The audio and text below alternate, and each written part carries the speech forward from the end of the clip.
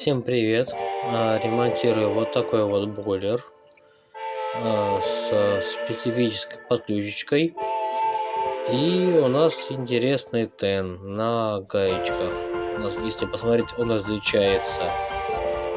Мне пришлось поменять данные пины на обычные втыкалочки.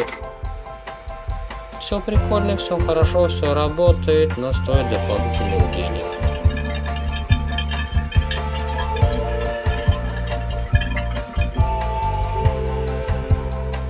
Почаще меняйте магниевые аноды на ваших бойлерах. Подписываемся, ставим лайк.